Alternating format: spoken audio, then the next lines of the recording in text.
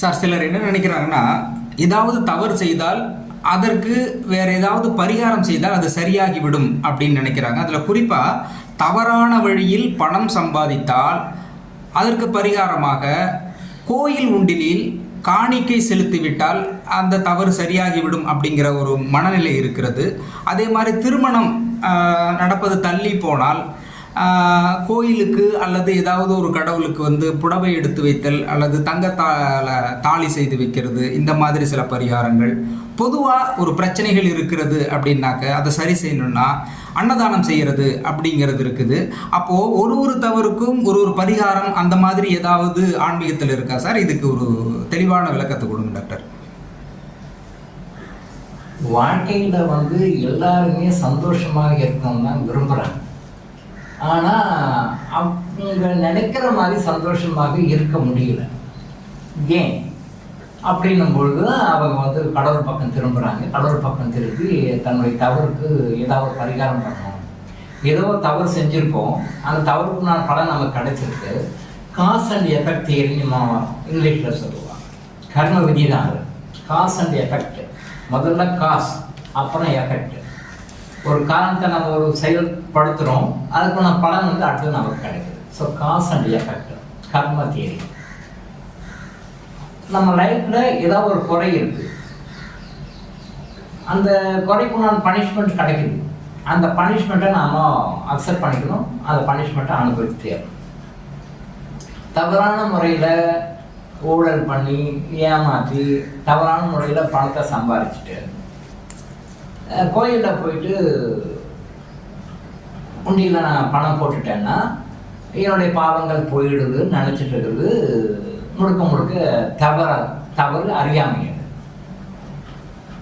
எப்பயுமே ஒரு தவறுக்கு தண்டனை எப்படி நமக்கு கிடைக்குதுன்னா, நான் ஏற்கனவே நிறைய வீடியோஸில் சொல்லியிருக்கேன்.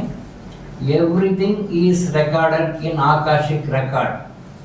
நாம் என்ன நினைக்கிறோமோ, நாம் என்ன பண்ணுறோமோ எல்லாமே ஆடியோவாகவும் வீடியோவாகவும் அந்த ஆகாஷ் ரெக்கார்ட் ஆகும். அதை யாரும் எரேஸ் பண்ணவே முடியாது. நீங்கள் இதுக்கு முன்னாடி எத்தனை பதவிகள் எடுத்துருக்கீங்களோ அத்தனை பேருடைய ரெக்கார்டும் அங்கே இருக்கு. நம்ம யாருமே பார்க்கல, நம்ம யாருக்குமே தெரியாது, நம்ம யாருக்கும் தெரியாமல் தான் நம்ம இந்த பண்ணுறோம் அப்படின்னு நம்ம நினச்சிட்டு தான் எல்லாரும் தப்பு பண்ணுறாங்க. எல்லாருமே தப்பு பண்ணுறோம், இப்படி தான் பண்ணுறாங்க. யாருக்குமே தெரியாது. இது சூப்பர் ரகசியம். நம்மளை தவிர யாருக்குமே தெரியாது. இல்லை, everything 24 hours 365 days from the day of your birth எல்லாமே ரெக்கார்ட் ஆகும் till the date of your death. இது ஒரு பிறவியில். இதே மாதிரி எல்லா பிறவியோட ரெக்கார்ட் ஆயிடுச்சு. அந்த ரெக்கார்டை வச்சு தான் உங்களுக்கு அடுத்த பிறவி கொடுக்கப்படுகிறது. போன ஜென்மத்தில் நீங்கள் என்னென்னலாம் பண்ணீங்களோ அதை வச்சு தான் அடுத்த பிறவி கொடுக்கப்படுது. இந்த ஜென்மத்தில் நம்ம என்ன பண்ணுறோமோ அதுதான் அடுத்த பிறவிக்கு கொடுக்கப்படுது. ஸோ அடுத்தடுத்த பிறவிக்கு நாம் இப்போ தான் பேஸ் பண்ணுறோம். நம்முடைய அடுத்த பிறவிக்கு நாம் நன்மை அடைகிறோமா, கஷ்டப்படுவோமா, துன்பப்படுவோமான்றது பேசிக் நம்ம இப்போ பண்ணிட்டு இருக்கோம். இப்போ தான் அந்த கெஸ்டேஷன் டைம் கொடுத்துருக்குற டைம். அப்போது போன ஜென்மத்தில் செய்கிற தவறுகளை நியூட்ரலைஸ் பண்ணி அதை சரி பண்ணி மாடிஃபை பண்ணி பாசிட்டிவ் கர்மாஸ் கொண்டு வரணும் தான் அடுத்த ஜென்மம் நல்லா இருக்கும்.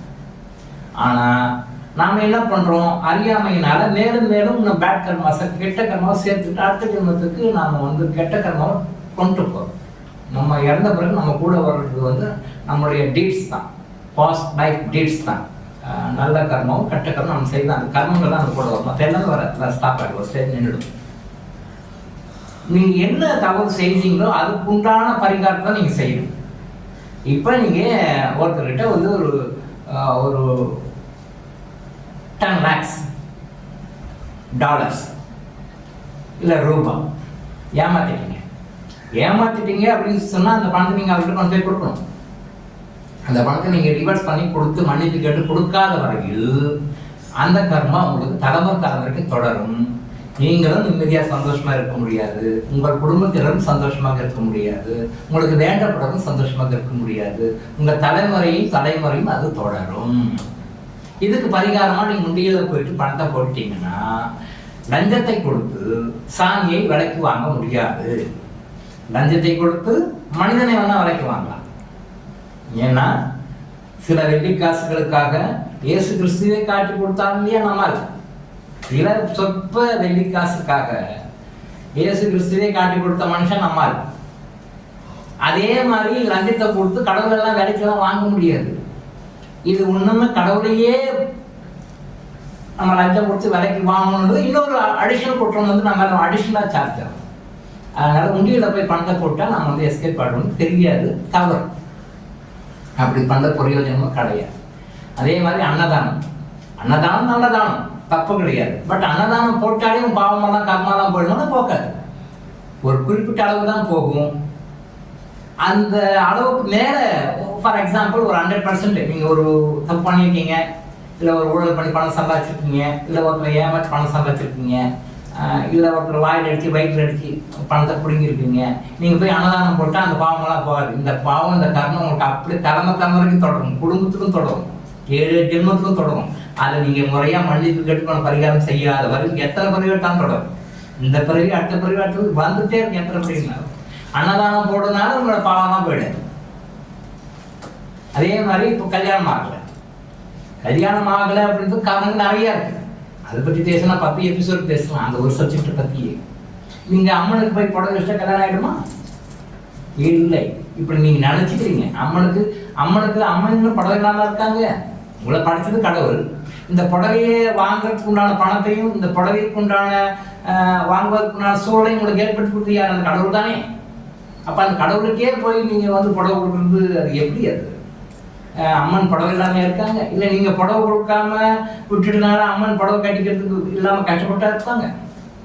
இதெல்லாம் நமக்கு நம்மளே பண்ணிக்கிற முட்டாள்தனம். இதான் மூடநம்பிக்கை. பெரியார் சொன்ன மூடநம்பிக்கை இதுதான். நீங்கள் ஏதோ தப்பாக நினச்சிட்டு இருக்கிறீங்க. மூடநம்பிக்கையில் பல வகைகள் இருக்குது. அந்த மூடநம்பிக்கையில் இதுவும் ஒன்று. உங்களுக்கு கல்யாணம் ஆகுதுன்னா கல்யாணம் ஆகிறதுக்கு ஒரு காரணம் இருக்குது. அதுக்கு நிறைய காரணங்கள் இருக்குது. அதுக்கு நம்ம 10 வீடியோஸ் நிறைய பேசுவோம். பட் நீங்கள் புடவையை கொண்டு போய் அம்மனுக்கு சாத்திட்டு எனக்கு கல்யாணம் ஆகும் அப்படின்னா ஆகாது. இல்லை அப்படியே ஆகுதுன்னா 10 பேரில் ஒருத்தர் 2 பேருக்கு ஆகும். மிச்சம் 8 பேருக்கு ஆகாது. அப்போ ஒருத்தர் 2 பேருக்கு ஆயிடுச்சு, மிச்சம் 8 பேருக்கு ஏன் ஆகல? வை காரணம் என்ன? தெரியல. அந்த தெரியலன்றது தான் நம்ம விஷயத்தை இங்கே உங்களுக்கு சொல்கிறோம். ஸோ அம்மனுக்கு போய் புடவை வச்சா கல்யாணம் ஆகிடுது அப்படி நீங்கள் நினச்சிக்கிறீங்க. அம்மனுக்கு ஒரு லஞ்சம், ஒரு புடவை கொடுத்தா, ஒரு புடவை கொடுத்தா உங்களுக்கு வந்து அம்மன் வந்து உங்களுக்கு காலத்திடுவாங்கன்னா அப்போ அம்மனை எந்த அளவுக்கு நீங்கள் காலமாக ஹேண்டில் பண்ணுறீங்கன்றது தான் விஷயம். அம்மனை வந்து நீங்கள் அவ்வளோ காலமாக புடவை கொடுத்தா அம்மன் ஆசீர்வாதம் பண்ணிடுவாங்க. அப்போது ஒரு புடவைக்காக தான் அந்த அம்மன் உங்களுக்கு மேரேஜ் ஆகாமல் தடுத்துட்டு இருக்கா. அப்போ நீங்கள் புடவை கொடுத்துருந்து அம்மன் ஆசீர்வாதம் பண்ணிட்டு ரைட் ஓகே ப்ரொசீட் பண்ணுவாங்க. தவறு தவறு தவறு. இந்த தப்பை செய்யாதீங்க. மனசார மன்னிப்பு கேட்டு நீங்கள் யார் மனசை புண்படுத்துறீங்க, யார் மனசை கஷ்டப்படுத்துறீங்க, யாருக்கு என்ன துன்பம் கொடுத்தீங்க, எதனால உங்களுக்கு கல்யாணம் ஆகாமல் இருக்கு அப்படின்னு நிறைய காரணங்கள் இருக்கு. அதெல்லாம் ரிவர்ஸ் பண்ணி பார்க்கணும். இல்லை அந்த மாதிரி விஷயம் தெரிஞ்சவங்ககிட்ட கிளையர்வாயன்ஸ் கிட்ட அப்ரோச் பண்ணி, இல்லை முறையான ஜோதிடர்கிட்ட அப்ரோச் பண்ணி, முறையான இந்த சாஸ்திர பரிகாரங்களை சொல்றவங்களுக்கு கரெக்டாக அப்ரோச் பண்ணி கேட்டீங்கன்னா உங்களுக்கு அந்த ரீசன் கரெக்டாக சொல்லும். அந்த ரீசனை நீங்கள் எரடிகேட் பண்ணிட்டீங்க அப்படின்னு சொல்லி சொன்னால் ஆட்டோமேட்டிக்காக வரணும், கதவு தட்டும். அது பொண்ணுக்கு மாப்பிள்ளை வேணும்னாலும் சரி, மாப்பிள்ளைக்கு பொண்ணு வேணும்னாலும் சரி, அந்த மாதிரி முறையில் தான் நீங்கள் பண்ண முடியும். சாமிக்கு லஞ்சம் கொடுத்து புடவை கொடுத்து கல்யாணம் ஆகும்னு நினைக்காது. அது தவறு. அது முழுக்க முழுக்க தப்பு. இந்த மாதிரி தான் நிறைய பேர் தப்பாக நினச்சிட்டு இருக்காங்க. நாம் என்ன சொல்ல வரோம் அப்படின்னா, எந்த வாழ்க்கையில் உங்களுக்கு எந்த குறையாக இருந்தாலும், எந்த பிரச்சனையாக இருந்தாலும், நீங்கள் ஒரு ஜென்மங்களில் செய்த தவறுகளால் வந்த பனிஷ்மெண்ட்டு தான். நீங்கள் என்ன தவறு பண்ணீங்களோ அதுக்குண்டான பனிஷ்மெண்ட்டு தான் கிடைக்கும். நீங்கள் எந்த வகையான எந்த டிபார்ட்மெண்ட்டில் எந்த சுச்சுவேஷனில் எந்த மாதிரி விஷயத்தை நீங்கள் தப்பு பண்ணி பாவம் பண்ணியிருக்கீங்களோ அதுக்கு தகுந்த மாதிரியான சுச்சுவேஷன், பிரச்சனை, ப்ராப்ளம், லைஃப் ப்ராப்ளம், மன திருப்தியின்மை, கஷ்டங்கள் அது சம்மந்தப்பட்டு தான் வரும். அது வரும்போது அதுக்குண்டான ரெமெடி என்னன்னு சொல்லி பார்த்து நீங்கள் பண்ணாதான் நீங்கள் பர்மனெண்ட்டாக வந்து சரியாதீங்க ஒழிய அந்த பிரச்சனை வெளியே வரைக்கும். அதை விட்டு இந்த மாதிரி சாமிக்கு வந்து உண்டியில் பணம் போடுறது, புடவை எடுத்து வைக்கிறது, அன்னதானம் போடுறன்றது, இந்த மாதிரி குட்டி குட்டி சாதாரண சிம்பிளான பரிகாரங்கள்லாம் பண்ணிட்டு நீங்கள் பண்ண பாவத்தை மறைக்கணும்னா அது வந்து முழு பூசணிக்காய் சோத்துல வச்சு மறைச்சி கதைன்னுவாங்க. முழு பூசணிக்காய் சோத்துல வச்சு மறைக்க முடியுமா? முடியாது. மறைச்சிட்டேன்னு சொல்லலாம், அது வெளில தான் தெரியும். அதே மாதிரி இந்த மாதிரி தவறான பரிகாரம் நம்ம வந்து சரியான பரிகாரம் செய்கிறோம்னு நினச்சிட்டு தவறான பரிகாரங்களை பண்ணி மீண்டும் மீண்டும் கஷ்டம் தான் இருப்பீங்க. முறையாக நீங்க என்ன தவறு செய்வீங்களோ, எந்த குறை இருக்கு அது சம்பந்தப்பட்ட பரிகாரம் நீங்க செஞ்சாதான் நீங்க இருந்து பர்மனண்டா வெளில வந்து லைஃப் லாங் ஹாப்பியா இருக்க முடியும் அப்படின்ற விஷயத்தை புரிஞ்சுக்கோங்க. டாக்டர் இளங்கோ ஆயுஷ் ஹாஸ்பிட்டல் வழங்கும் விழிப்புணர்வு. தொடர்ந்து இது மாதிரி பல அவேர்னஸ் வீடியோக்களை பார்க்க நம்ம சேனலை சப்ஸ்கிரைப் பண்ணிட்டு பெல் பட்டனை ப்ரெஸ் பண்ணுங்க.